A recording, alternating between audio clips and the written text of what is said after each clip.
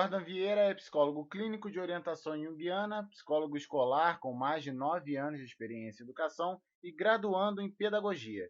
É fundador e coordenador do Hermes Núcleo de Estudos Junguianos, que tem como missão democratizar o acesso à psicologia junguiana.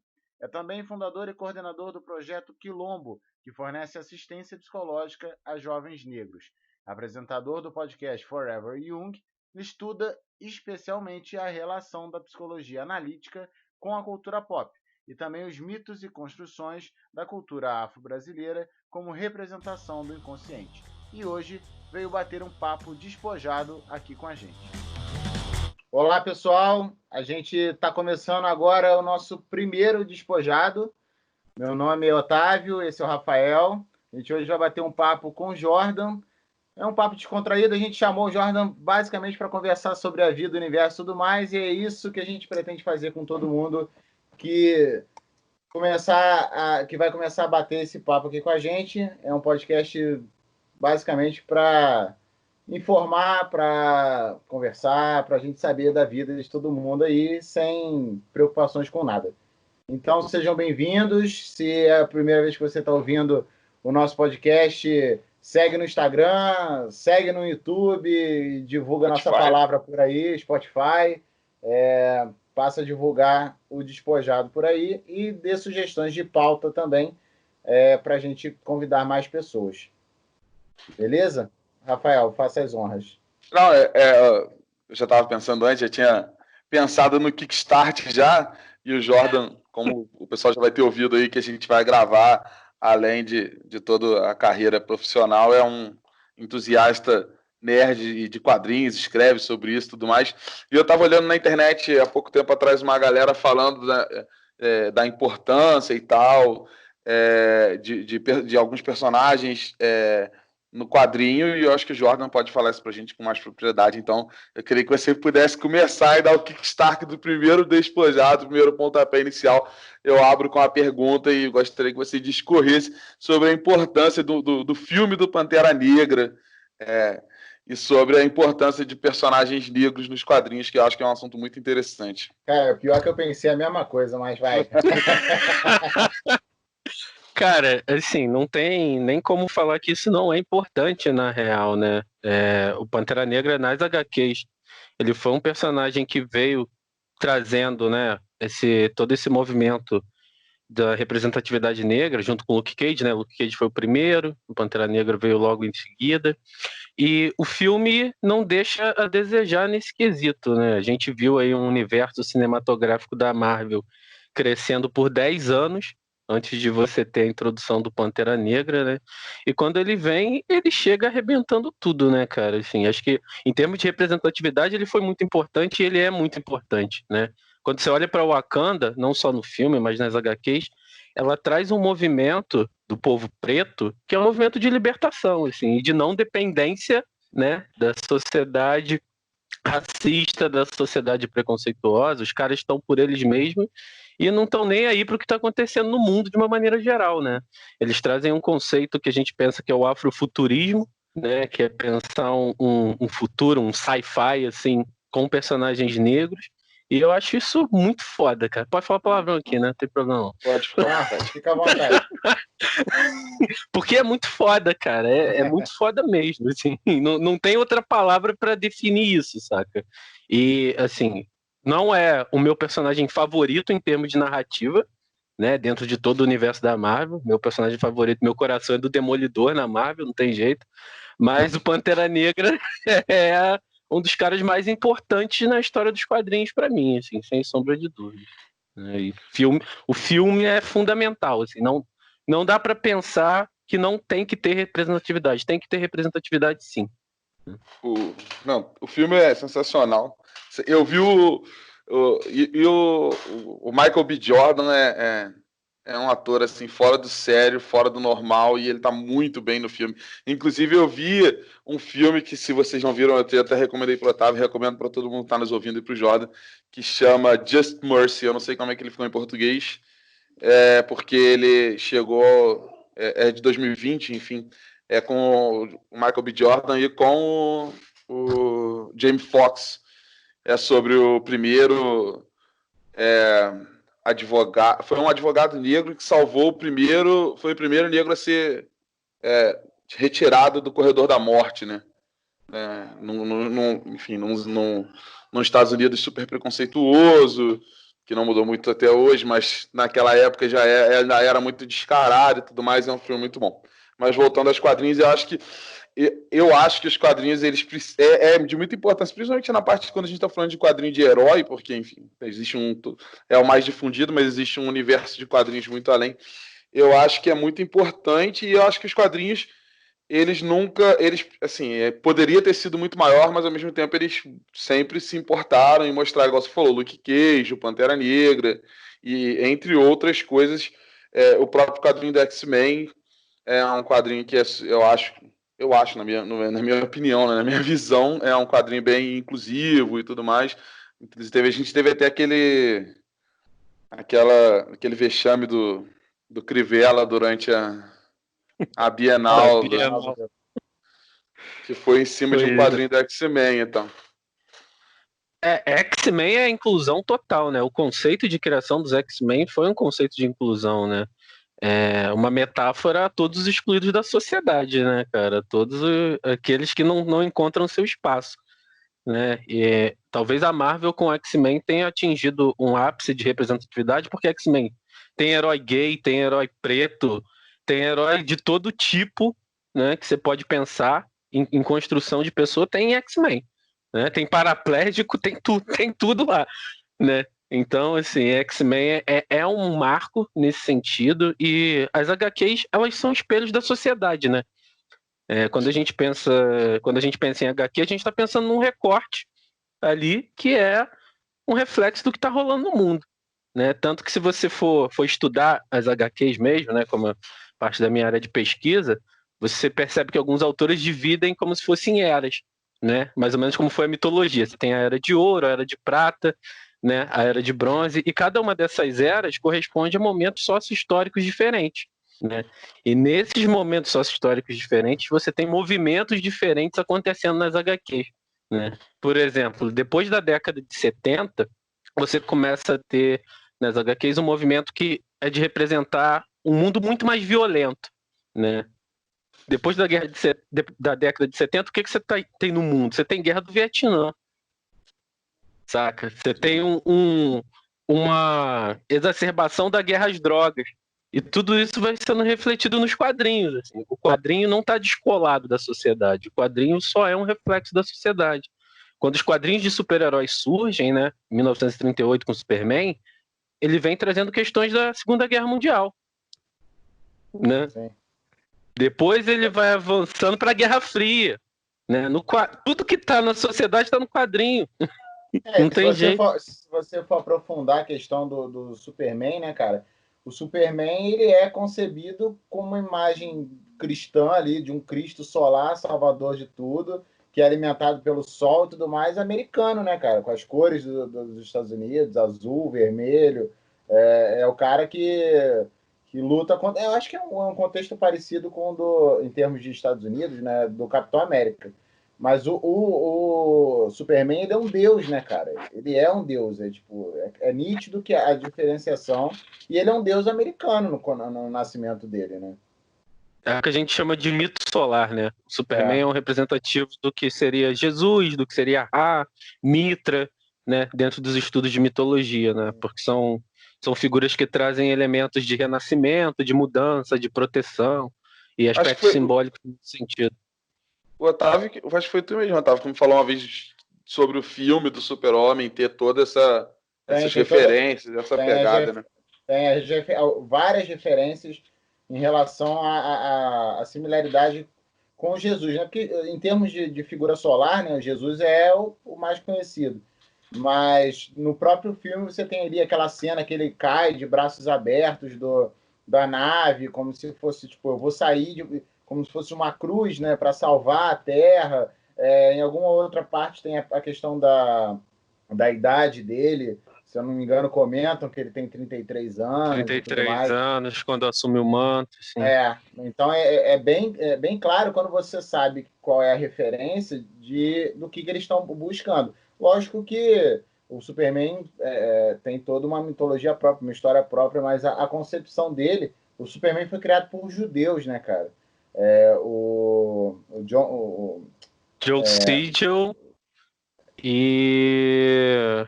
Não lembro o nome do... Shooter Siegel. Isso aí. E, então, assim, você vê que tem uma pegada de simbolismo muito forte em cima disso. E, cara, o que dá para ver é que a maior parte dos heróis é isso, é uma representação de aspectos humanos e sociais e simbólicos do que a gente vive aqui e do que a gente espera, né? Eu, no meu trabalho de monografia, assim, eu escrevi lá e formulei que, na verdade, as histórias em quadrinhos são a mitologia do nosso século, né? Nada mais e nada menos do que isso. São representativos de figuras que trazem histórias fantásticas, né? Que você pode levar para sua vida como uma maneira de guia, porque o mito é isso. O mito é um guia da história da humanidade, né? De um entendimento da sociedade, de entendimento sobre questões da sociedade, sobre questões psicológicas. E se você transportar isso para o tempo que a gente vive, a gente tem isso no quadrinho. Assim. O quadrinho é um mito moderno, assim, sem tirar nem pôr. Sem tirar nem pôr. Aspecto simbólico, possibilidade de interpretação, representação psicológica, né? É isso, é um guia. É um guia para a gente poder tirar vários elementos ali. E assim, apesar de muita gente se ligar, assim, quando fala quadrinho, eu acho que a galera vai diretamente no Homem-Aranha, no Super-Homem, pelo menos para mim essa impressão que o pessoal tem. Mas é um mundo muito aberto. A gente vai, sei lá, de Turma da Mônica a The Boys, passando por The Walking Dead, entendeu? Então é um mundo que você vai encontrar, é uma forma de arte, uma expressão cultural que você vai encontrar de tudo ali dentro, de todo tipo de conteúdo ali dentro. No Japão é muito comum o quadrinho pornográfico, o hentai, né? Então você vê dezenas e dezenas de formas de expressar ali cada pessoa se expressar de uma maneira diferente através do quadrinho e cada pessoa se achar em um quadrinho diferente. E essa parada do quadrinho ser considerado arte, assim, isso foi uma discussão ao longo da história, né? Porque até 1930, 1940 não era considerado arte, né? Você tinha quadrinhos até aí, não tinha quadrinho de super-herói, quadrinho de super-herói surge em 38, mas você tinha quadrinhos, né? Você tinha tirinhas, você tinha no começo dos 1900 Tarzan, Fantasma, Tex, né? Você tinha vários outros gêneros fantasiosos, mas não de super-herói, e não eram considerados arte. Foi só depois da década de 40 que isso começou a ser considerado uma forma de arte mesmo, assim, porque você começa a ter a inserção de elementos mais dramáticos, né, nas narrativas, você começa a ter a criação de graphic novel, né, e elementos mais adultos, vamos dizer assim, nesse sentido. E aí o quadrinho passa a ser entendido como a nona arte, né? Eu acho isso muito maneiro, assim. Agora sim, vamos voltar a uma outra polêmica, vamos falar de assuntos mais polêmicos. Eu vou dar minha visão de uma coisa também. Eu colecionei muito quadrinho quando eu era moleque. E hoje em dia, principalmente com essa pegada, essa chegada de graphic novel e tudo mais, você não acha que deu uma elitizada nos quadrinhos, cara? Eu tenho essa visão, porque, tipo, eu acho que hoje, o Felipe, meu irmão mais novo, ele coleciona ainda. E é bem mais caro do que era, assim, antigamente. É consideravelmente mais caro. A gente vê graphic novels hoje que a pessoa tem que... É claro que tem caminhos. Eu tenho uma página que eu sigo até no Facebook, que é quadrinhos baratos, um negócio assim. Tem caminhos que as pessoas acham, promoções e tudo mais. Mas se você for pegar um lançamento... Eu lembro que na época um amigo pediu para eu comprar na Comic Con um lançamento que estava tendo do Batman lá, um graphic novel tinha acabado de sair, alguma coisa do tipo assim. E tava R$108 a graphic novel. Lá na Comic Con, que geralmente quando tem esses lançamentos assim, eles costumam ser um pouco mais baratos, né, cara? Então, cara, eu lembro de pagar com R$1,80 o quadrinho que eu queria ler da Liga da Justiça na época. Assim. Para exemplificar, eu tava olhando agora há pouco, hoje isso mesmo, uma coletânea do Lanterna Verde, né, que é meu herói favorito da DC, e a coletânea dele, se eu não me engano, de 2011 a 2015, que foi 9,52, tá R$550. Sim, Cara, eu tive conversando, é surreal, eu tive conversando com um amigo meu exatamente sobre isso, cara. Eu tava falando com ele que eu queria ter em mãos A Noite Mais Densa. Eu tenho muita dificuldade para ler quadrinhos baixados da internet. Não, assim, não é a minha praia, sacou? Tem a galera que gosta e consegue, eu não gosto. E aí eu comentei, falei, cara, eu tinha vontade de ter A Noite Mais Densa, tal, toda essa saga e tal. E eu gosto muito dos Lanternas também, acho uma equipe ali, a tropa dos Lanternas porra, simbólica demais, sensacional, com todas aquelas variações de luz e tal, não sei o quê. Só que, cara, quando a gente foi pesquisar, eu falei, não, você tá louco, mano. É papo de colecionador. E ele coleciona quadrinhos também. Ele tem as revistas. Ele falou, cara, eu tenho tipo, uma pequena fortuna aqui porque eu comprei essas paradas e era barato, sacou? E aí eu vou complementar o que o Rafael falou pelo seguinte: quando você encarece o acesso a esse tipo de material, você deixa de atingir um público que de fato precisa ainda mais dessa representatividade, que é o moleque que, meu irmão, às vezes ele não tem grana, do subúrbio, da comunidade e tal, e ele não tem acesso a um quadrinho, alguma coisa que seja representativo para ele. Cara, e assim, se você pensar que quadrinho já foi a manifestação artística mais barata que alguém pudesse ter acesso, né? Porque quando você começa o boom dos quadrinhos, eles custavam 10 cents, né? Foram o produto mais vendido por décadas e décadas, porque eles custavam praticamente nada, né? E alcançavam todo mundo. Você vê que teve uma certa subversão nisso aí, isso aí meio que virou, né? Hoje se pensa muito, mas os produtos têm mais qualidade, né, do que tinham quando eu era moleque, por exemplo. Né, que a revista vinha nesse papel que parecia papel de jornal, né? É isso que eu ia falar agora, parecia papel de jornal. Né, tu pegava a revista, folheava, tu corria o risco da folha sair na tua mão, né? Beleza, você tem muito mais qualidade hoje, mas ainda assim eu acho que é um mercado que está muito elitizado. Não tem como não concordar com isso, sabe? Eu acho que poderiam haver caminhos, por exemplo, você pega as produções do Maurício de Souza, né? Que continuam baratas e ainda assim tem uma certa qualidade, né? As produções básicas mesmo de gibizinho da Mônica, super popular, assim, né? As produções que a Abril tinha aqui, quando ela tinha o monopólio, elas tinham uma qualidade muito baixa, né? E por isso o produto era muito barato. Mas ainda assim, eu acho que poderiam haver meios termos, né? Você poderia chegar num equilíbrio aí entre vender um produto com uma qualidade boa e com um preço mais acessível. Do jeito que está o mercado de quadrinho hoje no Brasil, é inviável isso. E muita coisa você tem que importar também, porque tem muita coisa que não é lançada em português. Aí você vai importar a parada, o negócio vai na estratosfera. Assim, tem uma equipe que eu gosto muito, que são os X-Statics, e eles não têm a coletânea em português, né? A coletânea para importar, ela sai na faixa de R$ 600. É absurdo. É absurdo. Eu acho que ser nerd hoje em dia é caro. Quando eu fui na Comic Con ou foi na Bienal? Acho que foi na Bienal do livro. Durante a Bienal do livro, eu fui com o Felipe, tava aquela febre do The Boys e tal, que eu confesso que eu conheci por causa da série da Amazon. Eu nunca tinha ouvido falar dos quadrinhos e tudo mais. Mas eu achei a série sensacional. Eu falei, cara, se a série é assim, os quadrinhos devem ser espetaculares, né? Eu vou. E aí, tipo, a Bienal tava chegando, eu falei, pô, não existe lugar melhor do que eu comprar na Bienal do livro. Aí eu vi que eram, tipo, 8 volumes que tem, é uma série relativamente pequena, né? Aí eu falei, cara, eu vou comprar os 8, vou guardar, né? Vou ter minha coleção aqui, vou ler e tudo mais. E o meu irmão também quis comprar comigo. Só que tava, tipo, a mais barata, R$ 99, assim. E não era o hype. Aí eu fui naqueles programinhas para ver o preço, né? Se estava estável, se não tá. Não foi o hype da série, sacou? Foi um negócio que os caras lançaram, 100 pratos. É claro que, tipo, igual você falou, essas HQs que não são muito comuns aqui, demoram Demoram não, né? Ficam mais encarecidas para chegar por conta de importação e tudo mais. Mas eu acho que até os próprios quadrinhos produzidos aqui tem um preço mais elevado. Tirando assim, Maurício de Souza à parte, né? voltando na parte de heróis e de fantasia e tudo mais, eu acho que tem um preço, assim...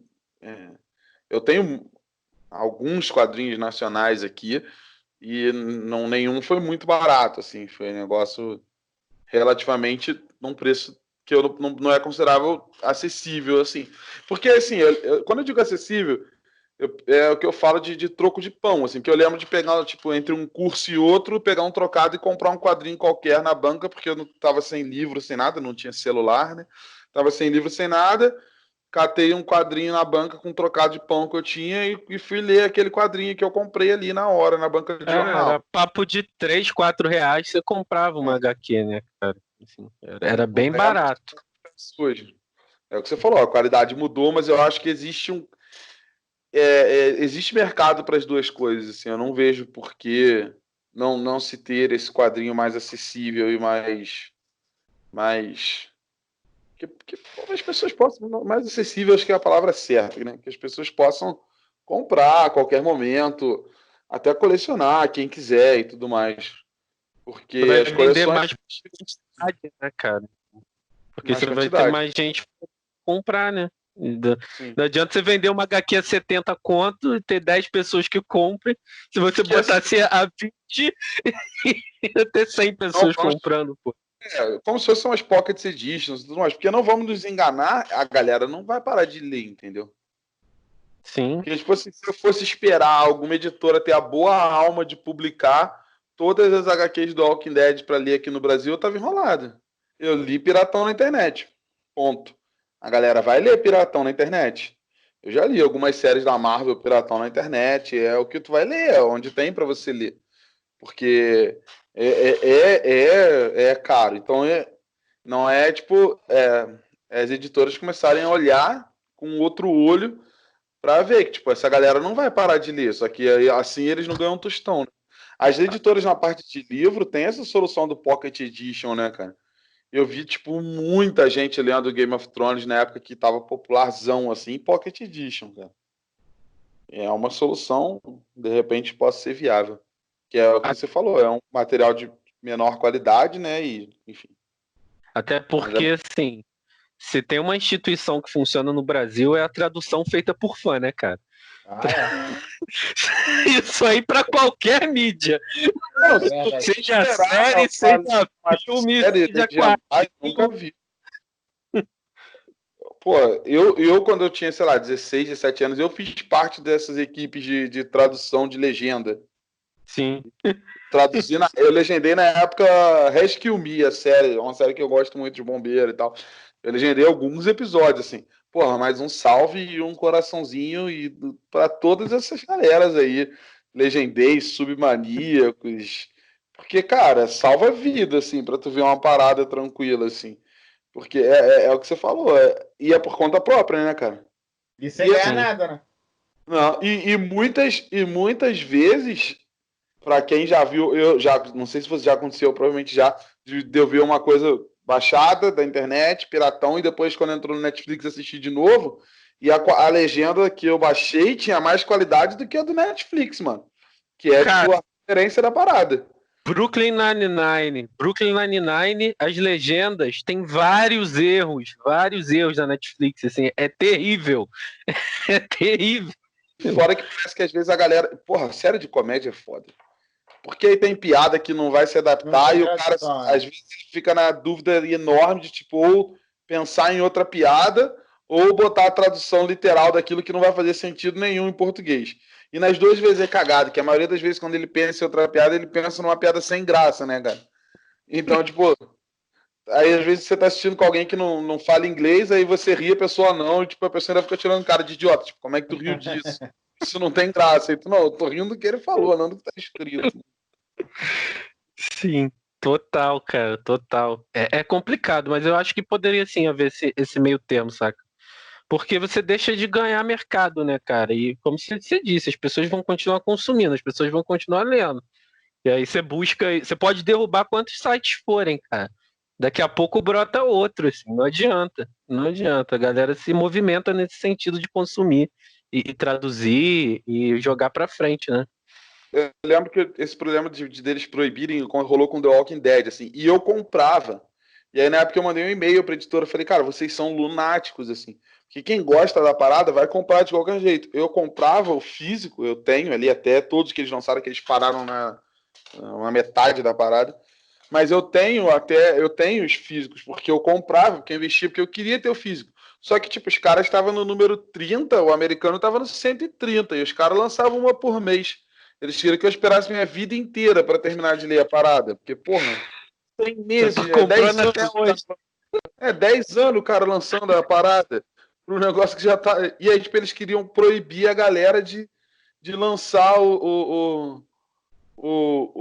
na internet, né? Não, que na época tinha uma página no Facebook que postava descaradamente, assim, saiu edição nova. Aí eles entraram na justiça para proibir ela de postar aquilo e tal. Sem nexo, né, cara? Porque eles achavam que o público comprava, cara. O público que conhecia aquilo comprava para ter e tal. E ninguém deixava de comprar, porque o cara que tava lendo na internet já tava lendo 100 edições na frente, velho. 100 edições, o cara lançando uma por mês é muita coisa, velho. É quase 10 anos de tu comprando quadrinho um por mês para alcançar o americano. Não faz sentido isso, cara. Não faz sentido. A galera traduzia na internet muito mais rápido. Em termos de traduzir, fazer esses negócios, o Brasil dá aula mesmo, porque até o... A gente dá aula de piratear as coisas. Tá no sangue, né, cara? Porra. O que esperar de um país que nasceu de um roubo, cara? Passou a perna na Espanha no Tratado de Tordesilhas, cara. Porra. Tá no sangue. Mas eu ia falar da qualidade que a gente tem da dublagem também, cara. A gente tem uma dublagem, assim, das melhores do mundo, disparado, assim. Eu, como gosto de ver cinema estrangeiro, eu tive o desprazer de ter que assistir um filme francês dublado em inglês, assim, porque foi a única forma que eu achei na internet. Não tinha plataforma de streaming, não tinha nada. Só achei baixado e dublado em inglês, o filme francês. Nossa, é terrível, assim. Os caras não se preocupam com sincronia, parece que tem um maluco narrando o filme que tu tá vendo, sabe? É literalmente horrível. Discovery, né, cara? Com aquelas dublagens esquisitas. Não, e o pessoal se dói, assim. Eu tive uma discussão desavença na internet uma vez com um pessoal lá dos Estados do México, acho que eram mexicanos, e eles foram contratados pela WWE para, enfim, fazer vídeos para a página da WWE Brasil, assim. E o cara era mexicano, casado com uma brasileira, eu acho. Só que a brasileira morava lá há anos e anos. Ele falava português, ela também, mas ela muito mal. E ele com aquele sotaque carregado, né, cara? E aí eles traduziam as paradas tudo literal, assim. E ficava horrível, assim. E aí, tipo, a gente falou mal deles na internet e eles mesmo vieram xingar vieram me xingar, eu e o meu irmão, falar mal da gente, que tipo, a gente tava criticando eles, que não podia, não sei o que, enfim, mas inquisira danado. E a gente aqui tem. Só que rola muito isso lá na. Eu já mudei completamente o assunto, mas acho que o bate-papo é para isso mesmo. Mas rola muito isso lá nos Estados Unidos de eles contratarem os estúdios merda lá, em vez de contratar os estúdios bons aqui do Brasil de dublagem. Vai uns brasileiros por lá que não são formados nisso, que não tem noção de atuação nenhuma, porque o bom dublador ele tem que atuar, né, cara? Então eles não têm noção de dublagem nenhuma, só que o cara vai lá em Orlando lá e monta um estúdiozinho merda porque ele fala português e aí, pra baratear custos, o americano contrata aquilo lá e manda com dublagem pronta. Então às vezes a gente vê umas dublagens cagada que foi feita lá fora mesmo. Teve uma polêmica dessa agora com a última animação da Liga da Justiça, né? Isso, Guerra de cara, eu ia Apocalipse. falar. Porque quem dublou o Superman não foi o... Como é que é o nome dele? Briggs. Guilherme Briggs. Cara, foi muito... Não, e a dublagem é horrível. Não, parece que é o mesmo cara dublando todos os personagens, só dando um pitchzinho na voz, assim, tá ligado? Exatamente. Tipo, é péssimo. É muito ruim, parece que daqui a pouco ele vai dublar a Mulher Maravilha ali, essa coisa. Tipo, é horrível, velho. Eu vi aquela porra e assim, o original é o... A dublagem original das animações da DC são muito boas, cara. E, tipo, quem dubla o Constantine é o próprio ator, cara. Porra, é sensacional, cara. Tu vê aquilo legendado, tu vai ver dublado, tu fica, meu Deus, que cagada. Eu fui pegar pra ver dublado, falei, meu Deus, que bosta aí, o que fizeram com isso, cara? Porque, pô, invariavelmente tu tá acostumado a ouvir a voz do Briggs no Superman, cara. É tipo, é normal, é igual ouvir a voz do dublador do Batman, que eu esqueci o nome lá. Cara, é muito, cara, é muito, muito diferente. Você sente, velho. A animação, a dublagem é importante demais. Aí os caras vão lá e, não, vamos mudar porque tirei do cu a informação aqui. Vou tirar de que eu acho melhor botar esse cara aqui monocromático de voz aqui pra dublar todo mundo. Porra, é uma cagada, velho. É uma cagada. Eu vi as últimas animações, eu peguei pra ver as últimas animações da DC. Eu vi a Guerra de Apocalipse, aí teve aquele do Constantine mesmo, que é muito boa, animação, muito boa. Cidade dos Demônios, eu acho. Não. Cara, muito boa. A animação da DC é espetacular, né, cara? Apesar do Guerra do Apocalipse ser lá o fim dos 952 ali e tudo mais, tipo, talvez a gente veja um futuro diferente em termos de animação, que pode até ser melhor. A animação da DC é sempre muito boa, cara. Eu sou muito paga-pau pra DC mesmo. Eu não deixo de falar, não, porque pago pau. Não entendo. Vocês estão falando da Marvel aí, eu respeito, admiro, mas eu não entendo nada. A DC tem um truque na manga. A DC tem um truque na manga que é o Flash, né, cara? Quando eles fazem cagada, eles olham pro Flash. Você fez cagada na linha do tempo de novo, né? Porra, que traquinas você. A animação acaba assim. A animação da Guerra de Apocalipse acaba assim. Tipo, todo mundo na merda, assim, tipo, aí alguém chega pro Flash, pô, você pode consertar tudo isso. Aí ele vai lá e volta, foda-se. Fala assim, isso começou por sua causa, então nada mais justo do que você consertar. Aí dá um tapinha no ombro dele. Vai! Caralho! Porra, acabou com o universo inteiro, sacou? Porra, mas é legal, cara. Eu pago o pau, eu sou fanboy da DC. E é até uma parada que eu ia falar quando vocês começaram a falar dessa questão. Né?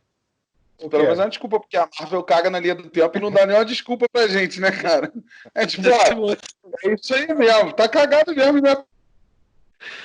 Cara, se tu for... Ih, caiu, Rafael saiu. Se tu for pensar como é que o pessoal da DC fez a ligação do multiverso dele, porque a DC canonizou tudo de série, de filme, tudo que já foi feito pela DC foi canonizado em multiversos e eles deixam... Rafael, tu tá de cabeça para baixo agora. Tá rodando igual Eu tô tentando resolver um negócio aqui, só um segundo. Tudo que eles queriam fazer, tipo, eles canonizaram. E se você for olhar como a Marvel foi tentar fazer essa unificação do multiverso deles, né, do universo, eles acabaram se enrolando por conta de direitos autorais, né, cara? E aí, meu irmão, se perde, né? Eu não posso julgar porque, assim, não via 90% dos filmes da Marvel. É errado da minha parte. Mas eu vejo que a DC, que vinha claudicando, porra, com essa parte de juntar tudo, acabou fazendo de uma maneira que, pô, do nada, o Flash do cinema aparece na Crise das Infinitas Terras das séries e ponto. Cara, canonizou tudo, tá todo mundo ligado. Agora tá o boato de que o Michael Keaton vai estar no filme do Flash, né? Pois é. Ele vai ser meio que o mentor dos novos heróis, assim, tal. Do novo multiverso. Sensacional. Mas, tipo, vender o direito dos personagens foi o que salvou a Marvel da falência, na real, né? Porque no final da década de 90, a Marvel tava, assim, perigando fechar. E aí ela começou a vender os direitos dos personagens, né? Salvou alguns, vendeu o que ela achava que não ia trazer muito lucro, né? Até porque você não tinha indústria de cinema de super-herói assim, né? O que deu você tinha lá o filme do Blade até então, aconteceu ali 98, 99. Aí 2000 você teve o X-Men da Fox, quando a Fox comprou o direito da Marvel e aí boom. E aí assim, isso deve ter sido um motivo de ódio para a Marvel, porque o filme dos X-Men fez muito sucesso, fez muito dinheiro. E eles venderam os direitos muito baratos, assim, só para não fechar as portas mesmo. Não, teve direito que eles venderam muito barato mesmo. Eu sei porque, assim, teve uma empresa que era, tipo, miúda que comprou o direito do Namor, né, velho? E o Namor Sim. não apareceu em nenhum filme até agora por causa disso, nem citação, nem nada. O que a gente espera foi uma empresa miúda, assim, foi uma empresa pequena, assim, que comprou o Namor, né? Personagem, assim, tipo, Pô, a gente devia ter juntado uma grana e comprado. A gente era moleque, né, cara? Juntado uma grana e comprado um personagem secundário, assim. Vou comprar um aqui que eu sei que vai ser importante lá na frente só pra fuder, assim, que eles vão querer, né, cara? Comprasse uma Capitã Marvel, assim, uma parada que era pequena nos quadrinhos que eles iam querer usar, né, cara? O Otávio sumiu pra mim, eu não tô mais vendo ele, não. Só nem ouvindo. Mas Tá tá me falando, ouvindo? Otávio? Agora Não, tô. ouvindo eu tô, só não tô te vendo. Então não tem a problema, não. questão, sim, eles saíram vendendo, você não tinha cinema de super-heróis. Quando eles resolveram investir, eles começaram por um personagem que, assim, sendo muito sincero, nos quadrinhos não tem um terço do sucesso que teve no cinema, que é o Homem de Ferro. Assim, tem uma galera que conhece, tem uma galera que é fã, tem, mas, porra, a fanbase do Homem de Ferro nas HQs é muito pequena. E eles foram começar por esse personagem justamente porque os maiores eles não tinham. Homem-Aranha tava com a Universal, X-Men tava com a Fox, Hulk tava com a Universal, né? Então, deram um chute aí em alguém que fazia parte dos Vingadores e tal, né? Porque tinha esse plano já de fazer o MCU, mas começaram por um herói que não tinha chance de ganhar todo o dinheiro que ganhou. Assim, se você olhar para mim de Ferro nas HQs até 2007, né? Porque o filme foi lançado em 2008. Então, se você olhar para mim de Ferro nas HQs até 2007, assim, Não era ninguém. não dava para esperar que ele fosse fazer esse sucesso todo, cara. Isso aí foi uma sorte muito grande mesmo. Porque o filme foi bom, assim, e você teve uma boa interpretação, né, cara? Enfim, assim, eu sou péssimo de nome de ator. Robert Downey Jr. Ele foi tão bom como o Homem de Ferro que qualquer outro filme que ele fez, ele era o Homem de Ferro de novo, porque ele como Sherlock, era o Homem de Ferro na Inglaterra do século XIX. Ele como... Tudo que ele fazia, ele era o Homem de Ferro. Ele fez um filme chamado O Juiz, que ele era o Homem de Ferro advogado. O bom é que ele encarnou o personagem, cara. Virou tipo um bom... Lógico que não é o Batman, né? Não é a mesma coisa. Mas ele pegou um apelo muito forte com uma galera que não tinha conhecimento de HQ, de nada, mas gostava da pegada de herói. E aí o cara cresceu, né? Isso. Pode falar.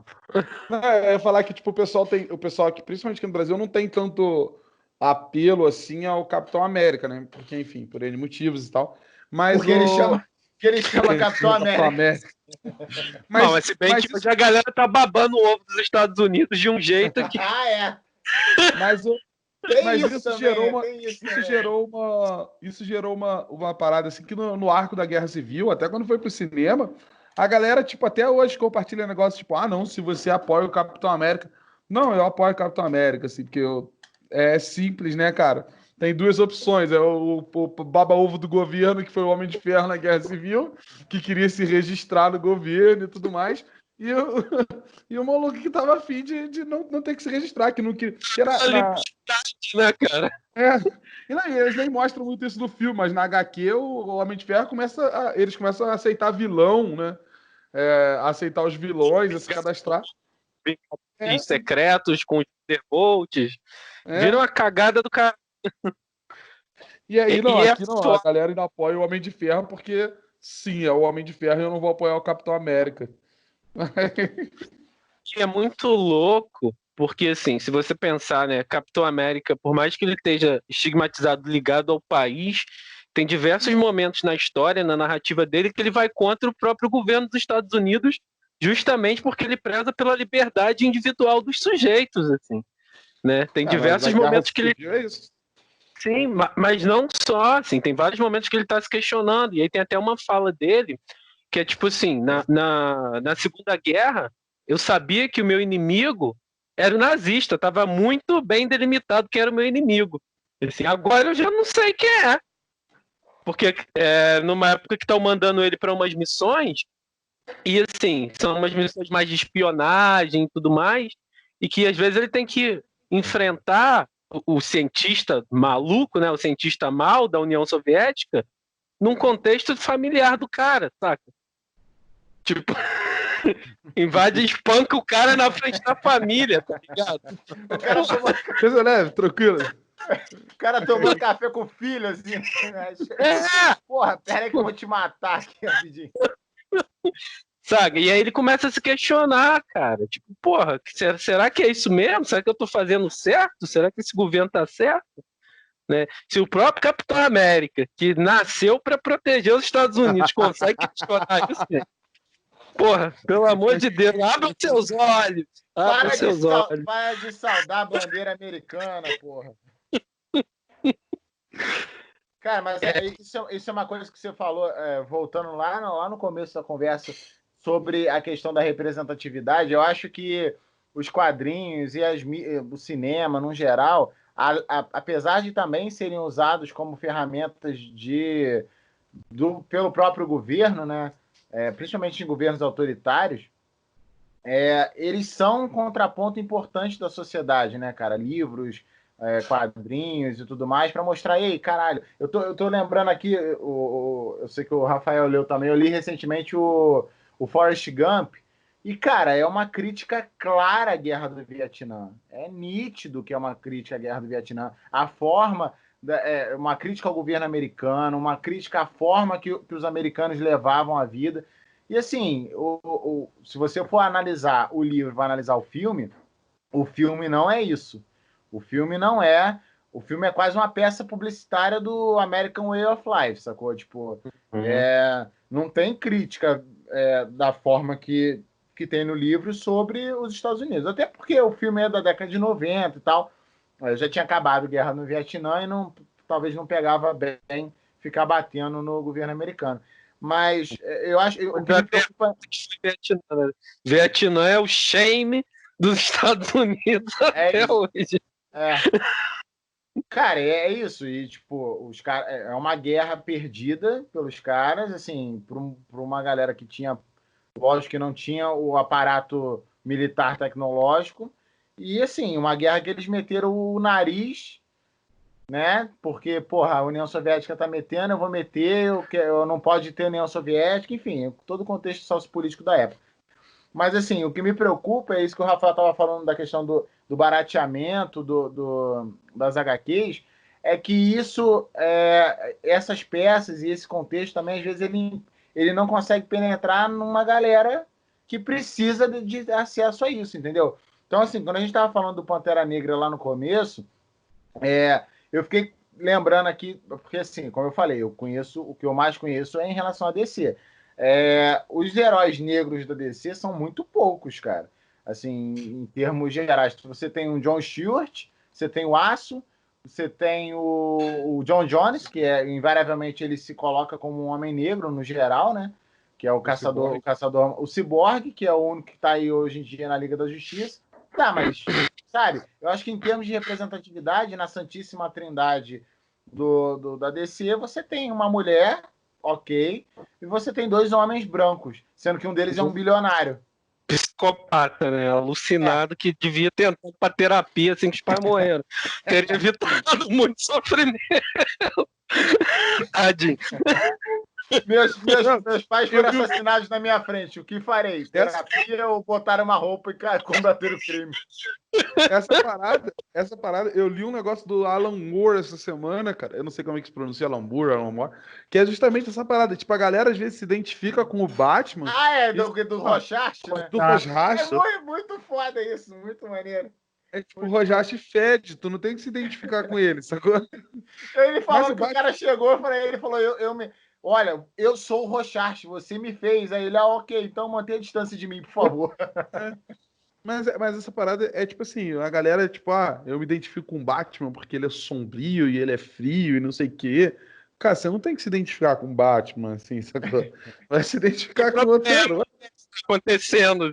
E, em real, você tem um probleminha, cara. Por quê? Quando a gente pensa uma figura simbólica assim, A gente tem um movimento do nosso inconsciente que se chama função transcendente. A função transcendente é tentar buscar símbolos para dar conta de questões internas, né? Então, eu tenho alguma questão, eu busco alguma coisa que consiga dar um certo sentido para aquilo ali. Quando você se identifica com o Batman, assim, basicamente o que você está dizendo é que você tem algum probleminha aí que naquela figura ele encontra um eco, né? E aí no Batman pode ser o quê? Né? O Batman enquanto função ali, enquanto constituição do personagem. Você tem problemas com os pais, né? Um luto de pais mal resolvido de algum jeito, Sim. ou uma necessidade de tentar se provar o fodão. Assim, então, se você se identifica com o Batman, parceiro, você tá com algum desses dois problemas ecoando aí dentro da tua cabeça, eu recomendo buscar terapia. Não, cara. Se você, Temos uma convidada especial. Elisa, ela não tá nem ouvindo, você tá com fone. Não, tô te falando. E quando o cara fala que se identifica com o Rorschach, cara, não sei se vocês já leram o Watchmen. Já. Cara, você vê a história do Rorschach, mano, o Rorschach tem só trauma, velho. Na vida do Rorschach era só trauma, velho. Só um atrás do outro, cara. O Rorschach fede, você não é pra se identificar com ele. Ele é tipo o cara que desistiu da vida, sacou? Ele desistiu de viver pra dar porrada nos outros. Não é pra tu fazer isso, não é pra tu se identificar. Tem outros heróis, vai se identificar com outras coisas, né, cara? Não é pra se identificar com o justiceiro, né, mano? Liga pro psicopata. Esse mesmo amigo que eu tava conversando sobre o Lanterna Verde, agora eu fiquei preocupado porque eu gosto muito do Batman, né, cara? Agora o Jordan falou que eu tenho uns problemas a resolver na minha vida. Mas eu não me identifico a ponto de, sei lá, enfim, não acho que eu sou o Batman, não. Eu só gosto... De botar uma roupa preta e porrar os outros na rua. Só isso. É só isso. De vez em quando eu saio à noite aí vestido de morcego batendo nos outros, mas não é nada demais. Eu gosto do personagem, mas eu também gosto dos personagens DC no geral. É óbvio que eu vou gostar do Batman, porque, cara, é o Batman também. Você não tem como não gostar do personagem em si. Mas eu acho que também é a questão da identificação de, tipo, eu me vejo no Batman, não é a minha realidade. Que bom, amém. Eu tenho esse amigo meu que eu tava comentando, que eu nem sei se vai acabar ouvindo isso aqui, mas se ouvir, abraço, William. Ele gosta muito do Gladiador Dourado, cara. Foi um cara que me falou sobre o Gladiador Dourado. E aí, quando você ouve, é um personagem muito obscuro, no geral, né, da DC, e que foi retratado nas animações como um cara meio babacão, né, cara, meio fútil e tal. Pô, mas aí tu vai olhar a história do cara, é uma história que você se identifica, sabe? Tipo, o cara que tenta se provar uma pessoa que luta pra caramba. E no arco da morte do Superman, ele morreu também. Tem, tipo, toda uma comparação do enterro do grande herói, do deus solar, que era o Superman, e do enterro do Gladiador Dourado, que é tipo meia dúzia de gato pingado carregando o caixão dele, sacou? E assim, é legal você pensar que esse universo de heróis, ele não tem só, tipo, os grandes poderosos da parada, porque o Gladiador Dourado não tem poder, né, cara? E tem vários heróis que não tem poder, tipo o Batman, só que o poder do Batman é o dinheiro. O dinheiro é um poder que eu gostaria muito de ter no momento, mas eu não tenho. Eu acho que é o único poder que um humano consegue ter. Eu só queria deixar claro que o Bill Gates é um milionário cuzão, né, cara? Porque eu nunca vi o filho da puta vestir uma armadura de ferro, ou então se vestir de morcego e porrar os outros. O cara gasta dinheiro dele pra tentar curar o Covid, porra. Não, amigo. Vai bater na rua. Você tinha falado antes da questão dos heróis negros da DC, mas a DC ela tem um dos multiversos, se não me engano é a Terra 23, que ela é só de heróis negros. Assim. E aí você tem versões negras de todos os super-heróis nesse multiverso. Legal. E a DC também ela comprou o Super Choque, ele fazia parte de uma outra editora, né? Ele fazia parte da Milestone Comics. E ela era só de heróis negros. Né? E a DC foi lá e comprou essa editora. E lá você tem uma infinidade de heróis negros, né, que fazem parte do Dakotaverse. Você tem o Super Choque, você tem o Ícone, Foguete, Hardware, a galera do Gabinete Sombrio, enfim, tem vários. Aí tu me pegou, Hardware é um amigo dele no desenho? Então, no desenho, o Hit, ele meio que esse papel do Hardware, mas nas HQs o Hardware é um outro personagem, assim. Não tem ligação com o Virgil, não. Tem aquele da DC, que é da série na Netflix também, o Raio Negro também. Raio Negro. O primeiro herói negro da DC.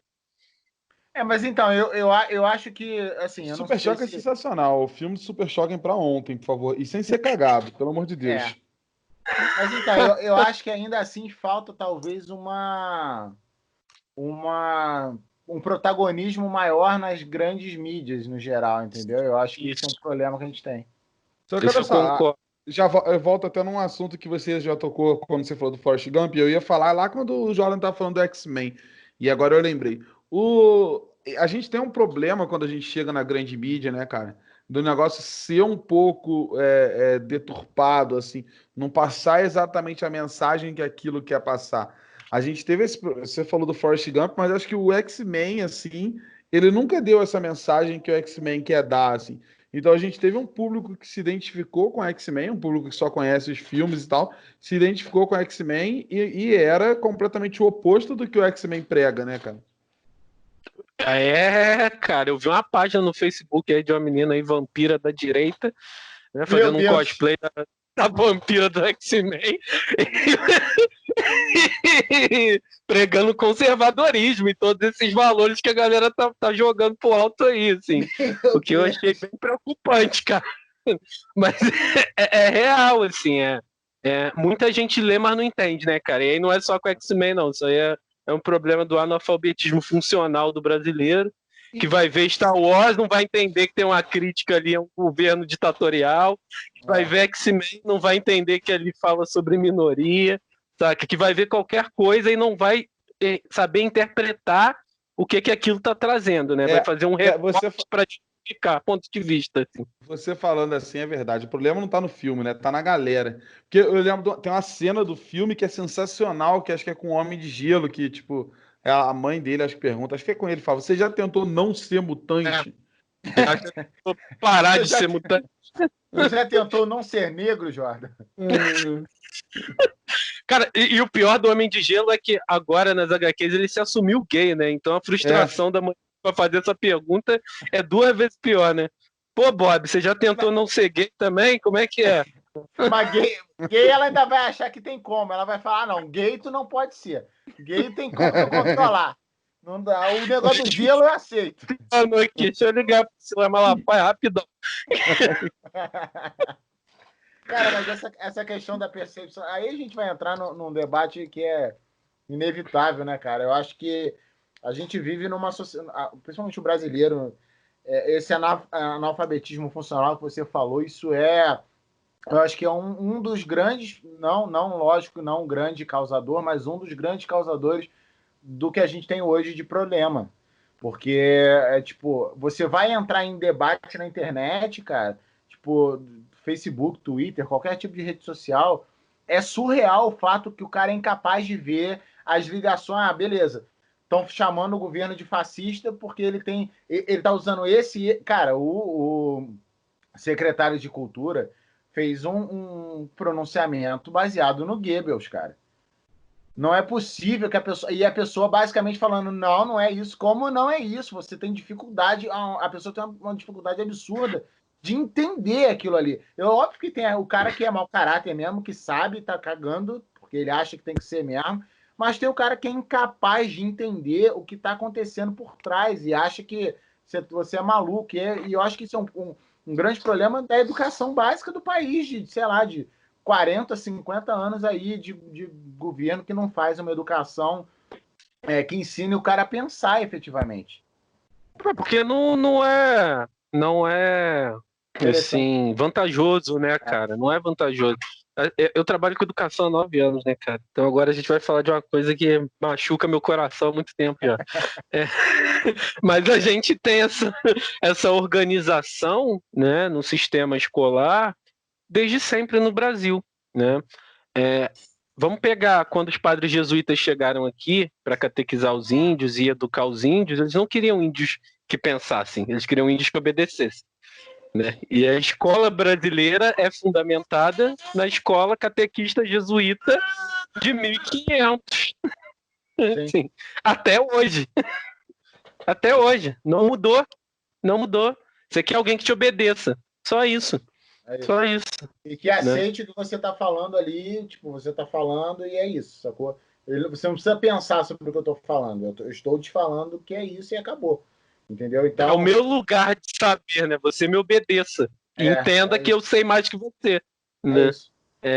A gente teve alguns planos de educação no Brasil que poderiam ter mudado isso, assim, que poderiam ter caminhado a educação brasileira para outra direção. Mas, infelizmente, os interesses políticos não acham interessante mesmo, assim, e não convém, cara. Como é que você criaria um Brasil como é o de hoje, com um povo questionador, assim, com um povo crítico, com um pensamento crítico? Não criaria. Assim, não criaria, sabe? Não criaria. Você perde massa de manobra. Demais. Você perde a massa de manobra. Sim, total. Cara, o ensino no Brasil, como geral, é uma coisa que me incomoda bastante, assim.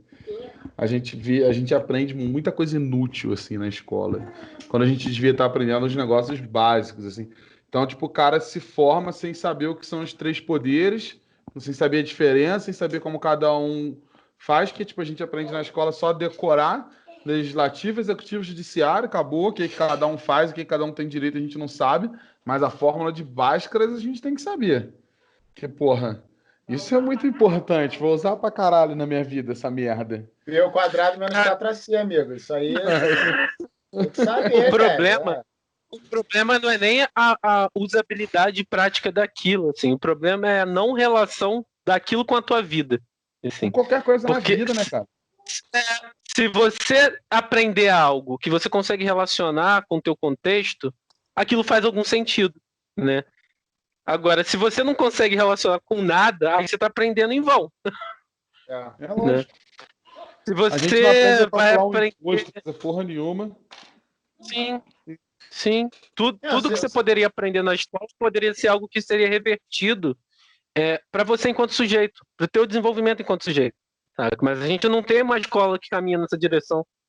A escola não trabalha o potencial das pessoas. A escola, muitas das vezes, é responsável por matar o potencial das pessoas porque elas não se enquadram naquilo que se espera delas. Assim. Não interessa se você não é bom em matemática. Assim. Aqui você vai ser um bosta, porque você nunca vai tirar uma nota boa. Você é foda na arte. Assim. Você dança pra caralho, desenha pra caralho. Poderia ser um puta artista. Foda-se. É isso. Não me interessa. Pau no seu cu, né? Pau no seu cu.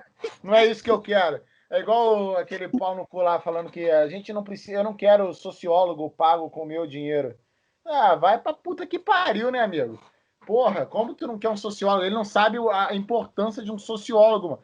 Eu não quero um filósofo formado com dinheiro público.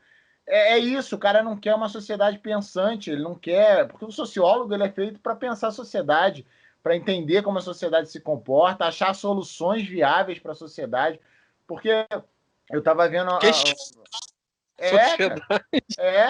O Átila falou sobre isso há um bom tempo, logo no começo da pandemia. Ele estava falando sobre a importância que teriam de ter sociólogos envolvidos com os biólogos e com os pesquisadores da área de saúde para entender o comportamento da sociedade, entender o comportamento humano e achar soluções viáveis dentro desse comportamento.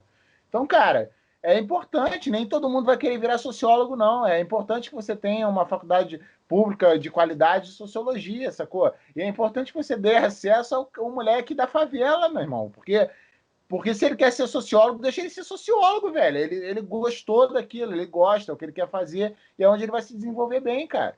Só que não, sacou? A gente vê uma parada de que se você não faz engenharia, se você não faz, até hoje, direito, se você não faz... medicina. Você não é útil para a sociedade. Isso sabe, é surreal, porque o que você mais vê por aí também é um monte de engenheiro, de advogado e de médico que pensa um monte de merda e que se depender deles para a sociedade andar, a gente tá fudido, cara.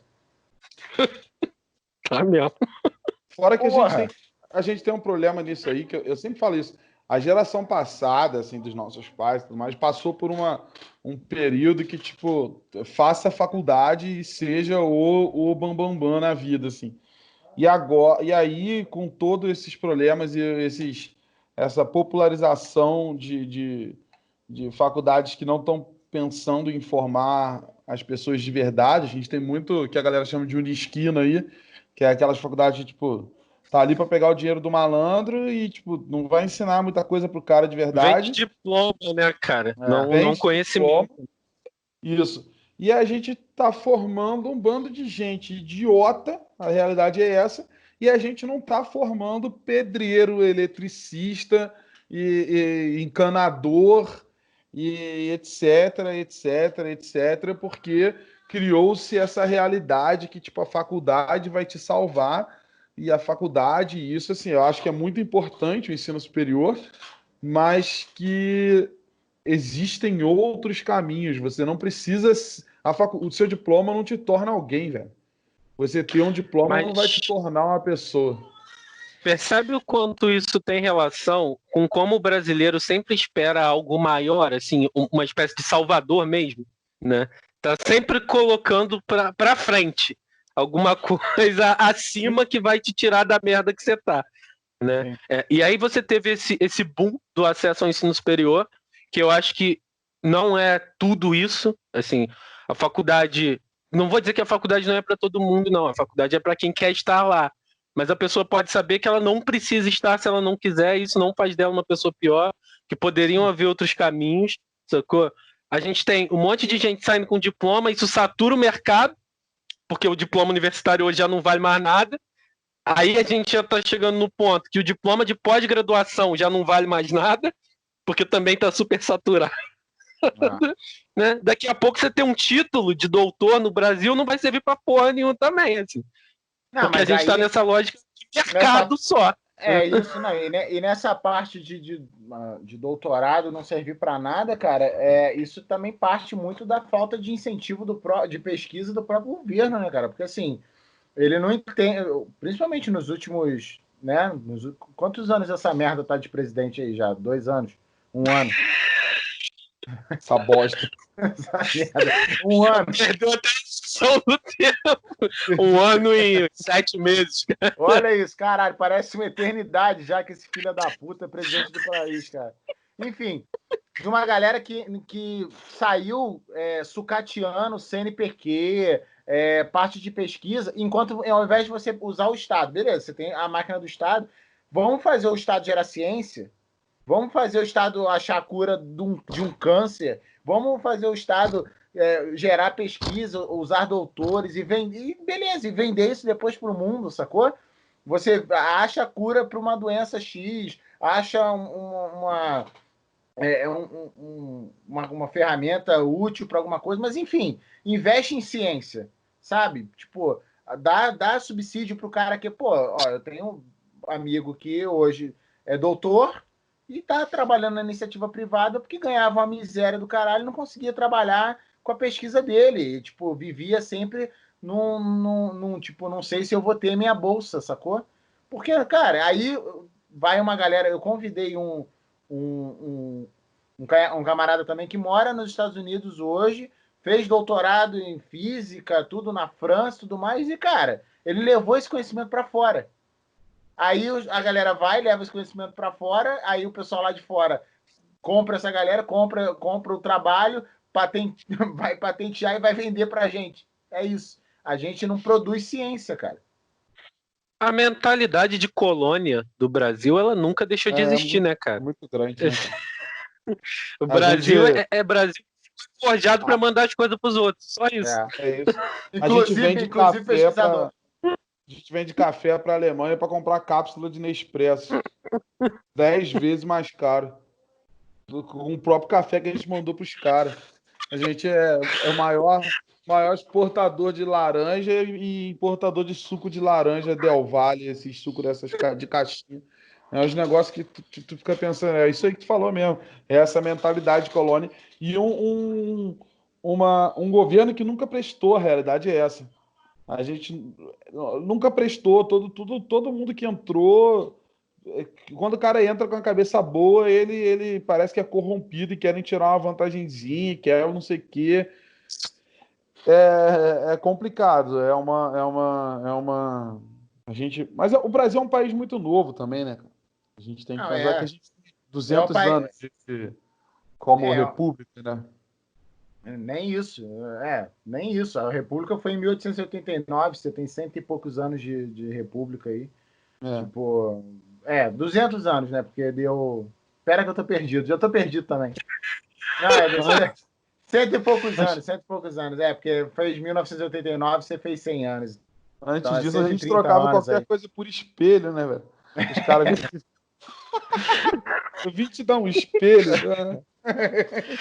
Cara, o louco é pensar que, assim, como eu disse antes, né, o Brasil se constrói num roubo, né, porque você teve lá o Tratado de Tordesilhas, a maior parte disso aqui era da Espanha, aí Portugal mandou os bandeirantes pra cá, mandou os bandeirantes não, começou a mandar uma galera pra cá, depois mandou os bandeirantes, a galera foi capinando os lotes, abrindo terreno, quando a Espanha viu, Eles malucos já... Fires, né, cara?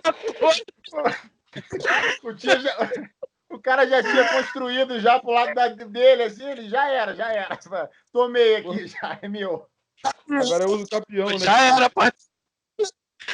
E aí, essa mentalidade, ela permanece até hoje, cara. A mentalidade de tomar vantagem, porque assim, o Brasil foi construído por quem veio pra cá no primeiro momento era bandido, assim como foi com a Austrália, né?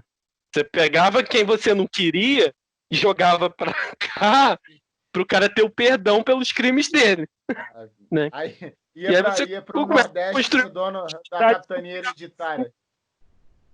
Capitania hereditária foi a maior prova de que o brasileiro foi forjado na ideia de tirar vantagem do outro, né? E assim, na rachadinha. A rachadinha já estava aí desde as capitanias hereditárias, cara. É cultural, né? É cultural. Eu vi o Roger passando pano pra rachadinha do Flávio Bolsonaro, porra. É muito louco, cara. Isso não é novo. A gente carrega isso desde antes de ser Brasil. E olha o quanto isso é forte, cara. E a gente não fez nenhum movimento para deixar de ser assim. Se a gente pensar no espírito do povo, né, assim, né, nesse movimento que as sociedades fazem, o brasileiro nunca rompeu com esses fantasmas. Né? Você pega a história de outros países, você vê que sempre tem um momento de rompimento, assim, né, com o que era antes e o que podia ser. O Brasil nunca teve isso, foi tudo no acordo. Até a independência, tudo isso, é verdade. Vocês acham que a gente está passando por uma renovação, assim, por mais pequena que seja, eu acredito que a gente está passando por algum tipo de renovação. Assim. Acho que só se você vê, tipo, independente de com quem a gente concorda, você vê a galera mais nova, tipo a Samia Bonfim aqui em Kataguiri, como deputado federal, assim, eu acho que já é um tipo de mudança, assim, isso era impensável. O Van Hatten também é um cara mais novo. Isso era impensável há anos atrás, assim, uma galera mais nova com um pensamento completamente diferente, assim, porque, tipo, desses 3 nomes que eu falei aqui, nenhum deles conversa com o centrão, né? Conversa com a galera ali que rei no país, assim. Então, eu acho que a internet trouxe uma revolução muito grande para isso, assim. Você viu Mas eu acho que a gente tem um problema, porque assim, eu acho que em 2013, de fato, o gigante acordou. Assim, mas eu acho que ele ainda tá meio sonolento, sacou? Ele tá meio grogue, sabe quando tu acorda, mas tu ainda não despertou, e aí tu vai levantar da cama, tu sai tropeçando, derrubando a porra toda. Acho que foi isso que aconteceu a partir de 2013. O gigante acordou, mas tá meio sonolento ainda. Então a gente tem um movimento de renovação, mas ainda tá meio torpe, saca? É porque é um período curto, né, cara? Eu acho que essa renovação que a gente quer ver, de repente, vai ficar para os nossos filhos, assim, a gente não vai ver, assim, mas eu acho que, tipo, eu sempre falo isso quando meus pais falam, quando alguém fala, tipo, na tua idade, com 25 anos, eu já tinha carro, casa e filho. Eu falo, mas tu elegeu o Collor, né, cara? Eu já tinha casa, carro e filho, mas elegeu o Collor. E aí, porra, a merda que a gente ficou, sacou? Não é, tipo, não vai acontecer da noite pro dia, assim, não vai acontecer, mas eu acho que aos poucos está acontecendo. Na política, a internet influencia em coisas muito simbólicas, assim, coisas que a gente vê, tipo, que são são absurdas, assim, os votos de deputado estadual em São Paulo foram absurdos. A gente tinha eu posso estar errando os números, mas enfim, é algo parecido com isso. A gente tinha o Suplicy como o deputado estadual mais votado com 200 e poucos mil. Aí vem o Arthur Duval lá, do canal Mamãe Falei, faz 400 e poucos mil, e tu fala, pô, o cara fez 400 e poucos mil. Aí vem a Janaína Pascoal com quase 1 milhão, mano. E é movimento da internet. A internet trouxe muita coisa boa, mas trouxe o Bolsonaro também, então.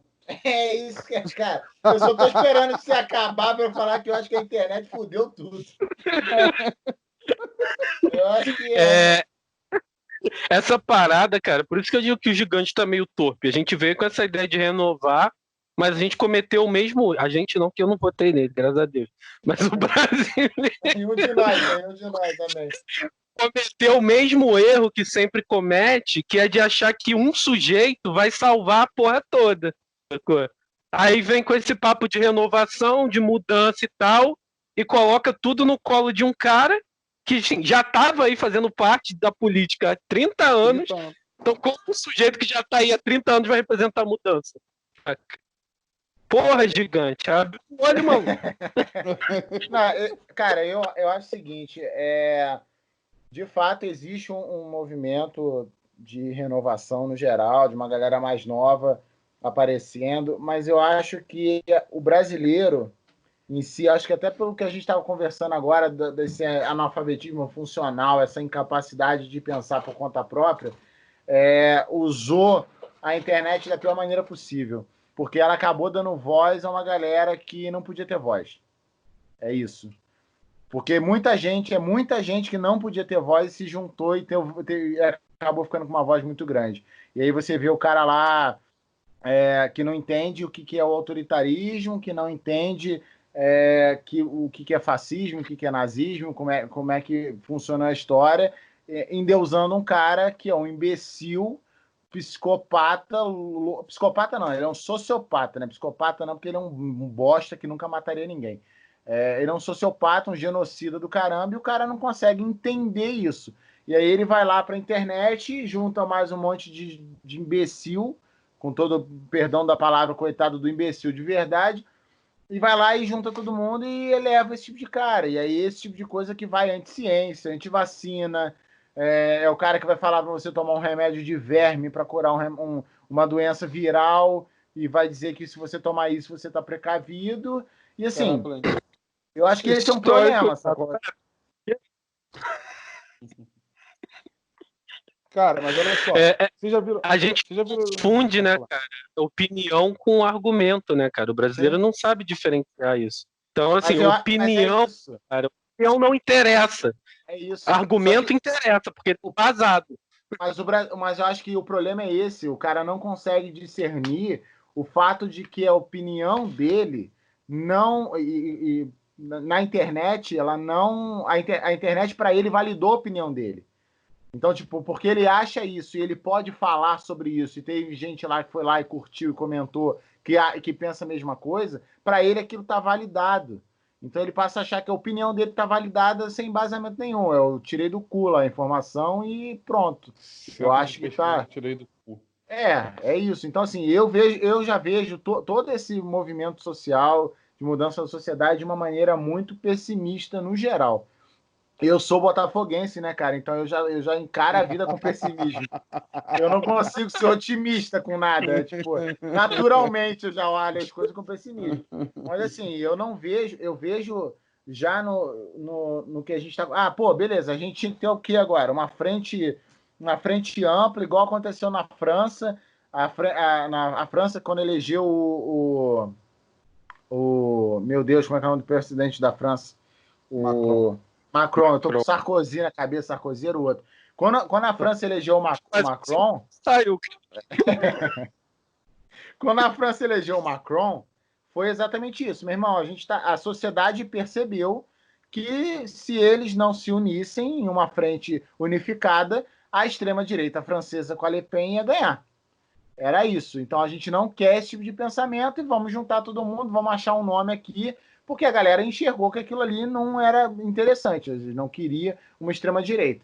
Só que aqui no Brasil e até nos Estados Unidos mesmo, você tinha um campo fértil para a galera acreditar que um cara que ficou 30 anos no legislativo, sendo corrupto, porque ele é corrupto, só que sendo corrupto com gasolina, com rachadinha, com esse tipo de coisa, que era crime menor. Que tem, né? É o que rouba pouco. Velho. Filha da puta já vai roubar, faz igual o Cabral, velho. Rouba 1 milhão. Vai roubar 20 mil de gasolina. Vai tomar no cu, velho. É burro ainda. Porra, já tá na merda. É um abraço capeta, porra. É isso. Se é pra ser preso, se é pra ir pra Bangu, vamos pra Bangu de lancha, parceiro. Não tem essa. Porra, mas é isso, cara. E aí você tinha aqui um terreno fértil que para mim ainda é um terreno fértil, porque é o que o Rafael falou, você não tem tempo de mudança suficiente. De um ano para o outro, o cara que acredita que o Bolsonaro é um mito, é o cara que veio solucionar o país, dificilmente ele vai conseguir agregar conhecimento crítico suficiente para entender que não é. Então, assim, cabe uma galera... Ele vai buscar outra figura, né, cara? Ele vai buscar outra figura e vai transferir tudo isso do Bolsonaro para outro cara, como estava sendo com o Moro, né? Isso é exatamente o que acontece quando a gente pensa em psicologia, assim. Bom, vou falar do termo no senso comum, né? A pessoa que tem dedo podre para relacionamento, né? A pessoa tem um padrão de relacionamento muito ruim e aí, de repente, ela se relaciona com todas as pessoas que ela se relaciona seguem um certo padrão, todos os relacionamentos dela são uma merda. Por quê? Ela tem questões mal resolvidas, que ela não deu conta ainda, e aí ela vai buscando repetir esse padrão até que ela dê conta disso. O brasileiro vai fazer isso politicamente, assim. Enquanto a gente não der conta de pensar criticamente, de saber entender, interpretar e admitir que política não é fundamentalmente sobre si mesmo, é sobre a coletividade, porque a gente ainda tem isso, assim, a gente pensa no voto como uma parada que vai ser bom para mim, né? Eu vou votar no fulano aqui porque vai ser bom para mim, sendo que política não é sobre você, política é sobre os outros. Eu acho que se o cara pensasse, tipo, no voto que vai ser bom pra mim, a gente tava um pouco menos na merda. Eu acho que o cara pensa no voto que vai ser bom no momento. Se ele pensasse, não, esse cara aqui vai ser bom, porque, sei lá, ele vai passar esse tipo, vai fazer isso, que vai me agradar durante esses 4 anos. A gente tava um pouco menos na merda. Mas ele pensa no que vai ser bom no momento. Ele pensa no imediatismo. O brasileiro vota com o coração, né, cara? Vota com emoção mesmo, assim. Tipo, virou futebol, né? Eu lembro que, sei lá, em 2010, a galera que já tinha um pensamento mais crítico, mais politizado, costumava falar, pô, quem dera se o brasileiro gostasse de política como gosta de futebol. Aconteceu aí, olha o que deu. Levamos o pensamento que a gente tinha pro futebol pra política. Olha essa merda aí, olha essa merda que tá acontecendo. Cuidado com o que você deseja. Mas um segredo. Isso é coach quântico. Nossa! É isso, cara. É isso de verdade. Tipo, a gente hoje vive num eterno, tipo, Flamengo e Vasco, assim, politicamente. Mas você assistiu o documentário sobre terraplanista da Netflix? Sim. Não, cara. Tem um trecho que... Vê, tu vai gostar. Não, vê, é bom pra caramba. É válido. Eu não sei se tu sabe qual foi, mas eles financiaram os caras para provar que a Terra é plana. E só que eles iam ficar com direito às pesquisas, a filmar e tudo. Foi basicamente isso. E, tipo, lógico, os caras não conseguiram provar que a Terra é plana, porque, porra, não tem como você provar isso. E aí virou, tipo, meio uma chacota. Porque, olha, quem diria a Terra não é plana, né? Mas aí virou, tipo, meio que uma chacota. Mas tem uma doutora de filosofia, acho, que fala no meio, assim, tipo, a gente criou os terraplanistas, sacou? Porque a sociedade em si excluiu esse tipo de pessoa. E esse tipo de pessoa, ela se sente incluída, mesmo que no que for estúpido, e isso é perigoso pra caralho, sacou? Tipo, o cara é ridicularizado. Eu evito ridicularizar a terraplanista, só quando ele insiste muito. Mas eu evito fazer aquele tipo de coisa porque, tipo assim, isso é a verdade, a gente exclui essa pessoa, tipo, você é terraplanista, você é um imbecil, então eu vou te excluir aqui no canto, e aí o cara se acha no círculo de pessoas dele e começa a querer criar uma força em cima daquele. Quando é mais de um, eles vão criando uma força. Quando a sociedade tinha que tentar, de alguma forma, explicar para esse cidadão que a Terra é redonda ou entre outras coisas, né? Pô, cara, só uma, esse é um eu, academia, né, cara? A academia, no geral, ela sempre foi muito excludente com quem não tinha acesso ao saber científico, né, cara? Sim. Qualquer ciência que fosse, assim. Se você. E eu lembro bem, quando eu entrei na faculdade, o qual eu fiquei abismado com a imensidão de saberes que tinha ali dentro, assim, uma parada que quando você tá do lado de fora, você não imagina. Assim, a porrada de coisa que é estudada, saca? Então, a academia é muito excludente. A academia sempre tendeu a ser essa coisa que fica entre os seus, né? E se você não tem capacidade para entender, você tem que ficar do lado de fora do muro aqui, né? Então, por isso, o Brasil é um país que falhou muito nesse sentido de divulgação científica. Não só o Brasil, né? Terraplanismo está aí no mundo, mas falando da gente aqui, a gente falhou muito nesse sentido de divulgar a ciência como algo que está próximo da vida das pessoas, assim. Ciência parece uma parada de Star Trek, de Star Wars, saca? Seja ela qual for. Assim, tanto as sociais quanto as ciências naturais, todas as ciências parecem coisas fora da realidade. E aí, se está fora da realidade, o sujeito vai se apropriar de um pensamento que é mais simples de entender, né? Porque o que é mais simples está perto da minha vida, está perto da minha realidade. Eu não preciso fazer um esforço. Porque o pensamento acadêmico é um pensamento que te força sempre para além, assim. Né? É uma escadinha. É sempre uma escadinha. Né? Mas, assim, e o pensamento do senso comum, não. Eu acho que esse problema, o que a gente estava falando antes, esse problema está no ensino fundamental, no básico, no ensino médio também, porque, pô, eu estudei minha vida inteira em colégio público. Fui fazer faculdade em universidade privada exatamente por ter estudado a vida inteira em colégio público. Consegui bolsa e tudo mais. Mas, pô, igual, eu me amarro em astronomia, cara. Eu acho um assunto, porra, puta interessante.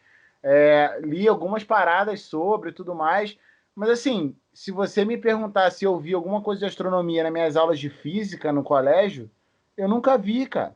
Nada. Nenhum exemplo prático, nenhum exemplo tipo, pô, olha, isso aqui funciona assim, tipo, não só aquele basicão de você tem tantos planetas, sacou? Mas assim, olha, o universo é isso. E, cara, seria muito mais interessante para mim, enquanto aluno, aprender física de uma maneira mais prática e funcional, igual você falou, Cara, tipo, aplicada na minha vida. E não era. Eu passei por isso recentemente. Eu tive essa visão que você está falando da física recentemente, jogando com um moleque na internet, que ele falou, a gente tava jogando, aí a gente tava tunando o carro no GTA, e aí ele falou assim, não bota os pontos de vocês todos em aceleração, não, porque, tipo, a aceleração não é a velocidade do carro. A aceleração é o tempo que ele demora para chegar naquela velocidade. Falei, cara, que legal que você. Ele é um moleque mais novo. Falei, cara, que legal que você descobriu o conceito de aceleração, assim, no GTA. Mas será que tipo, o professor dele já teve paciência de tentar explicar isso para ele com um carro? Explicar para ele de uma forma mais didática? Sacou? Ou será que tipo, ele jogou de qualquer forma lá? Aceleração igual, não sei, velocidade, né? Sacou? Não sei, é uma conversa muito extensa, é uma conversa muito que parte de uma. É complicado.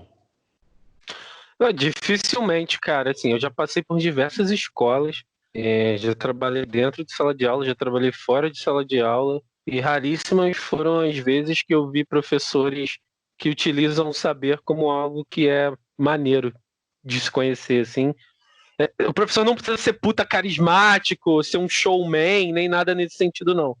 Mas aquele saber precisa fazer sentido para você, cara.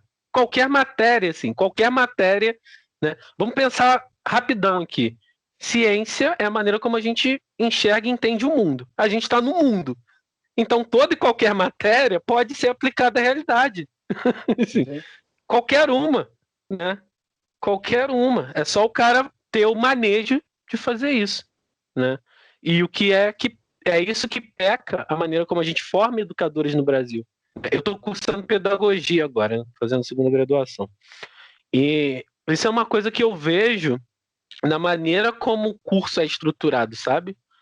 Da minha turma, pouquíssimas pessoas têm esse interesse em sair, não necessariamente do tradicional, como se o tradicional fosse algo ruim, mas sair dessa parada estática, sabe? De tornar o ensino algo dinâmico, né? São poucas.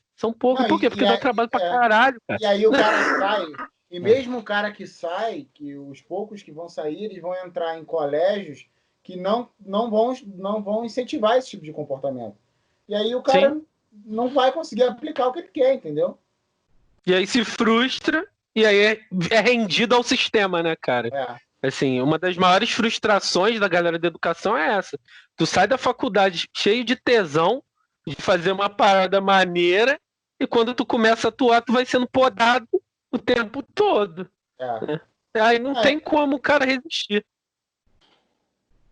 Senhores, o papo está muito bom, mas estamos na gravação de um podcast. Acho que a gente não pode ficar aqui eternamente batendo papo como a gente poderia ficar. Ainda mais se a gente estivesse tomando uma cerveja. É verdade. A gente traz o Jordan aqui mais vezes para a galera que está ouvindo aí. Pode ter certeza, o Jordan é um amigo pessoal nosso, então voltará mais vezes. Eu acho que foi simbólico o Jordan ter sido a primeira pessoa no dia de São João Batista. Filho de Xangô que sou. Filho de Xangô, pois é. Falei, cara, a gente trouxe o filho de Xangô no dia de Xangô. Eu não entendo essas coincidências da vida. Mas é bom, cara. Eu acho que é importante a gente ter você, que é um cara que fala muito bem e sabe expressar suas ideias muito bem, para começar esse projeto, porque a ideia é essa, tipo, chamar mais pessoas que a gente vê que precisam ter mais voz e que a gente gostaria de incentivar que elas falassem mais. E aí todo mundo se sentar e ouvir e se interessar em conversar mais sobre qualquer assunto, independente de quem seja. A camisa, eu tô com camisa da Titum. Eu também tô com a camisa da Titum, então compro a camisa da Titum. Você quer deixar... O nosso patrocínio é a Titum. Quer deixar algum recado, Jordan? Alguma rede social pra galera seguir, alguma coisa? Fica à vontade. Então, eu tenho um podcast de psicologia, né? Que é o Forever Young, tá aí em todas as plataformas, só procurar lá, que ele é uma iniciativa do núcleo de psicologia que eu coordeno aqui em Petrópolis, né? Eu coordeno um núcleo de psicologia junguiana, que tem 2 polos, um aqui em Petrópolis e um lá em Salvador. E eu tenho esse podcast com a minha sócia lá de Salvador, que é Indianara. Me procurem no Instagram, psicólogo Jordan Vieira. Assim, eu não tenho postado muito, vou ser bem sincero para vocês, eu tô meio de saco cheio de Instagram ultimamente, com tudo que tá acontecendo no mundo, mas de vez em quando eu apareço lá para postar algumas coisas sobre psicologia, e acho que é isso. Tem meu site também, psicólogojordanvieira.com, também tô aí, lá tem um blog com vários textos de psicologia de super-heróis, psicologia de quadrinhos, psicologia hoje, psicologia amanhã, psicologia para sempre. Eu acho válido a gente chamar o Jordan depois para falar só sobre psicologia, mas aí você vai dar mais, mais para dar aula pra gente do que a gente debater, porque, porra, eu não tenho essa audácia de querer debater com um psicólogo, né? É bom para você explicar, vai vir explicar pra gente por que o Jung não é um macumbeiro, igual a galera acha que é. Vou com prazer, cara. Inclusive, eu fiz uma série de posts lá na minha página sobre isso, assim. Eu vi.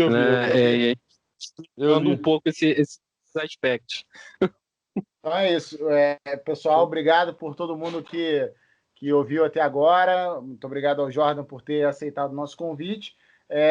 Se você gostou, os recados são os mesmos. Segue a gente aí no Spotify, no YouTube, no Instagram e compartilha a nossa palavra. Interage com a gente lá, dê ideias de pessoas que você gostaria que a gente chamasse para bater um papo aqui, sem comprometimentos de pautas. A gente vai falando o que a gente gosta de falar e com quem a gente gosta de falar. Beleza? Show? Valeu pessoal. Show.